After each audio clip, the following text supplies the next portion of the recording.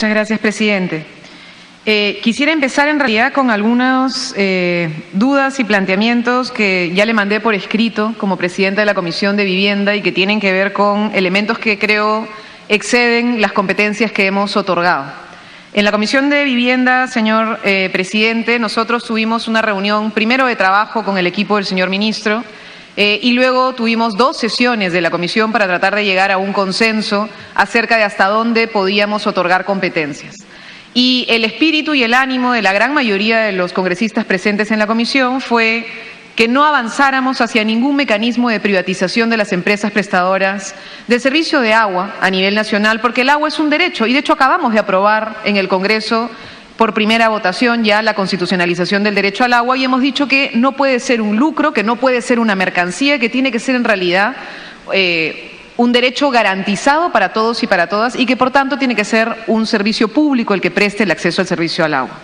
Y entonces eso se planteó expresamente, señor presidente, y le mandamos por comunicación además los acuerdos a usted acá a la Comisión de Constitución. En la Comisión de Constitución tuvimos un debate extenso sobre esta materia y luego un debate también donde terminamos de precisar algunas cosas en el Pleno del Congreso.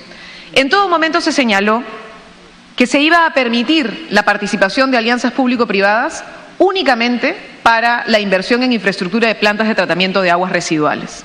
Eso quedó absolutamente claro, señor presidente, en todas las conversaciones y discusiones que se hizo con el equipo del señor ministro en la Comisión de Vivienda, aquí en la Comisión de Constitución y en el Pleno del Congreso.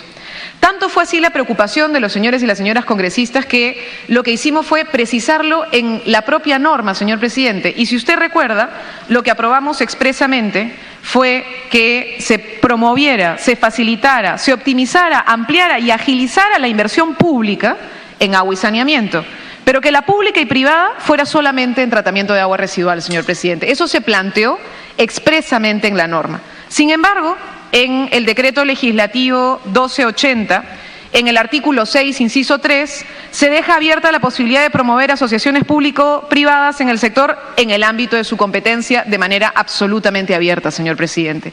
Pueden querer avanzar en APPs para todo, como parece que nos vamos dando cuenta, pero expresamente este Congreso les dijo que únicamente para plantas de tratamiento de aguas residuales, señor presidente. Y cuando uno delega competencias para que legisle el Ejecutivo se tiene que restringir expresamente a lo que el Congreso le otorgó. Por más que uno eventualmente pueda en algún momento estar de acuerdo o no estar de acuerdo, pero si no está expresamente delegado, señor presidente, no se puede hacer. Entonces, espero que este inciso 3 del artículo 6 sea o cambiado expresamente a lo que se le otorgó o eliminado, señor presidente, porque está por encima de lo que nosotros otorgamos como competencia en el Congreso. Asimismo, el mismo decreto legislativo en el artículo 60, señor presidente, habla de la política remunerativa de los trabajadores de las empresas. En ese sentido, se puede estar de acuerdo en la existencia de una escala, porque además incluso se habla no solo de los funcionarios, sino de los trabajadores. Pero en el inciso 2 de ese mismo artículo se hace referencia a la Ley General del Sistema Nacional de Presupuesto, que como todos sabemos, y como ya hemos ido discutiendo, tiene la limitación de los trabajadores públicos en la negociación colectiva. Algo que ya el Tribunal Constitucional ha dicho que es ilegal y que este Congreso tiene que legislar. Sin embargo, los trabajadores de las empresas no están adscritos a los regímenes de los trabajadores estatales, tienen un régimen diferente y en este caso se estaría pretendiendo recortar también su derecho a la negociación colectiva, señor presidente, y eso es algo, se podría, señor presidente. Entonces, si lo precisáramos, podría resolverse y evitar cualquier suspicacia al respecto. Asimismo, señor presidente, en el mismo decreto legislativo, en el 1280, como ya dijo el congresista Damer, hay una preocupación sobre el rol de la unidad ejecutora. En el caso de Sedapal. Sedapal es la empresa de agua más importante que tenemos. En el caso de Lima hay un conjunto de vecinos y vecinas que en más de una oportunidad han salido en contra de un avance de privatización de Sedapal. Hay actas suscritas del presidente de la República con los trabajadores de Sedapal diciendo que no se avanzará bajo ningún mecanismo a la privatización de la empresa, ni de manera abierta ni de manera solapada, a través del cercenamiento de alguna de sus competencias, señor presidente. Y hay una preocupación muy grande sobre la posibilidad de que se pueda disgregar delegar algunas de sus funciones, si es que no queda claro, como ha explicado también el congresista Damer, que sea claramente Sedapal quien determine, plantee y le pida al Ministerio que algunos elementos, algunas obras, algunos proyectos puedan ser diseñados por el Ministerio a través de una unidad, pero que no se le quite la posibilidad a Sedapal de ser finalmente quien defina cuál es el plan. Porque si tenemos dos cabezas en la ciudad de Lima, vamos a tener un problema serio y vamos a ir quitándole competencias a esta empresa. Por otro lado, señor presidente, también en el caso del sector de vivienda y construcción, por más que no tiene que ver con la delegación de competencias, y ahí también está nuestra preocupación, hemos encontrado el decreto legislativo 1287, señor presidente. Este decreto legislativo modifica la ley 29090, que es la ley de regulación de habilitaciones urbanas y de edificaciones.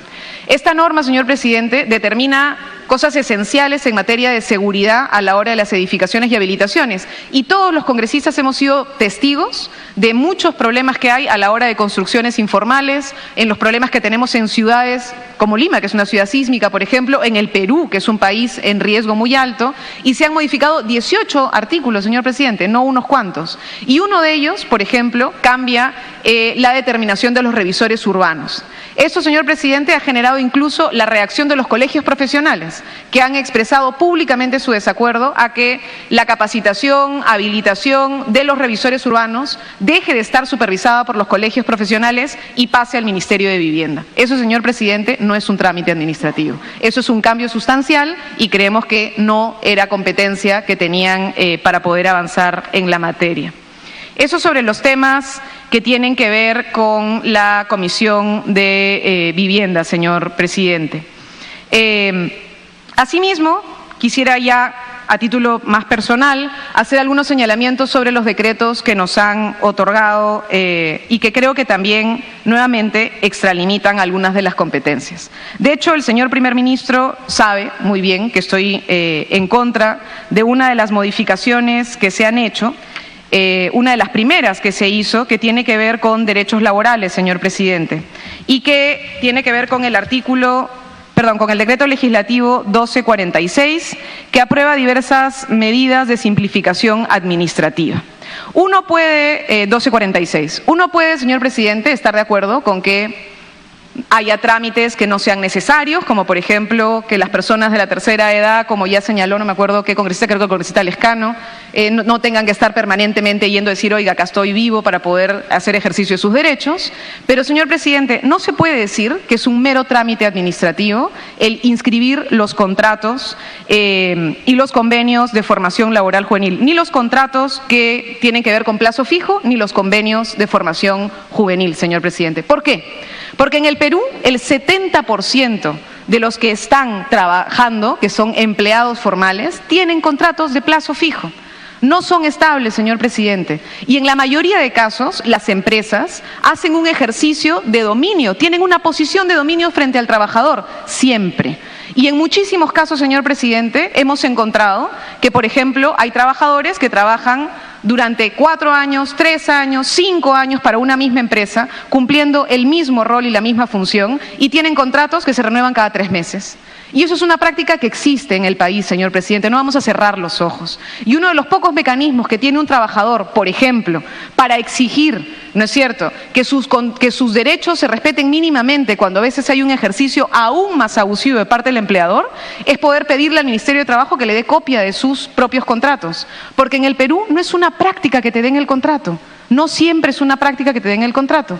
Y entonces estaban inscritos ahí.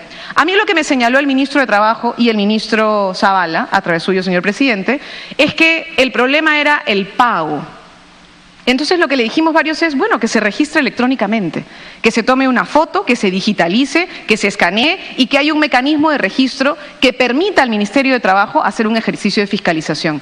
Eso, señor presidente, no se ha hecho y se vuelve a decir que es un mero trámite administrativo. Eso no es un mero trámite administrativo, es uno de los instrumentos que permite garantizar derechos. ¿Y por qué lo recuerdo, señor presidente? Porque hace poco hemos tenido el incendio del Larcomar. Un incendio que a todo el mundo ha sorprendido y que hemos tenido trabajadores que han lastimosamente perdido la vida en ese incendio. Algunos de esos trabajadores, para poder hoy entrar en un proceso de litigio con la empresa, para que le reconozca derechos, ha tenido que pedir a distintos congresistas, incluido mi despacho, que le pidamos al ministro de Trabajo copia de los contratos transitorios que tenían con la empresa. Durante años, contratados de distinta manera y que hoy van a ser materia para una defensa de las familias para que la empresa pueda pagar, por ejemplo, por distintas reparaciones. Entonces, esto, señor presidente, no es un trámite. No es romper un DNI, no es romper una fotocopia, no. Esto significa disminuir derechos de los trabajadores y de las trabajadoras. Por otro lado, señor presidente, estoy sorprendida, entiendo igual que es competencia que delegamos y que si decidieron no utilizarlas plenamente, espero que el Congreso tome una decisión al respecto. Uno tiene que ver con el decreto legislativo 1353, con la creación de la Autoridad Nacional de Transparencia. Me sorprende que esta autoridad haya quedado como una dirección dentro del Ministerio. Creo que eso no le da la suficiente autoridad y peso para poder realmente exigir a las distintas entidades que entreguen información, señor presidente, en un país como el nuestro, donde la corrupción y donde los mecanismos finalmente en los cuales el ciudadano o los congresistas podemos fiscalizar es accediendo a información.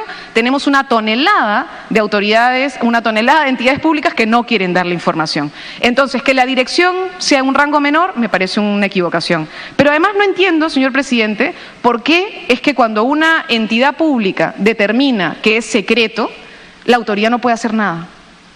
Y eso sí creo que es un error, porque sí estaba en la Comisión de Integridad un señalamiento claro para que la Autoridad de Transparencia pudiera decirle a la entidad pública, oiga señor, esto no es secreto. Esto no es materia de confidencialidad. Y eso no se le ha otorgado a la Autoridad de Transparencia ahora, sino que otra vez un periodista, un ciudadano o una de los colegas que quiera hacer una investigación que se le conteste esto es secreto, va a tener que seguir haciendo el procedimiento a través del Poder Judicial y no pedirle a la autoridad que le conteste rápidamente en un trámite administrativo, oiga señor, obviamente tiene que dar esa información. Entonces, no quisiera entender por qué, pero espero que podamos modificar eso ya como trabajo de parte del Congreso. Y luego coincido con el congresista Edu Vergara en lo que tiene que ver con el decreto legislativo 1352, la ley que regula la responsabilidad, ojalá algún día nos atrevamos a llamarla penal, porque es penal, pero en fin, responsabilidad administrativa de las personas jurídicas, en el tema del plazo. Yo creo que podría cortarse, no creo que un año sea, la verdad, un plazo corto, menos en un contexto en el que estamos. Las empresas que hacen una mala práctica permanente, la verdad, señor presidente, pueden adaptarse. En realidad no es tan complejo adaptarse para el tema de la responsabilidad de las personas jurídicas. Y hay un tema adicional que tiene que ver con que se han incluido algunos otros supuestos, lo que hay que saludar, pero no se incluye colusión. Y la verdad, señor presidente, no entiendo por qué. No se incluye.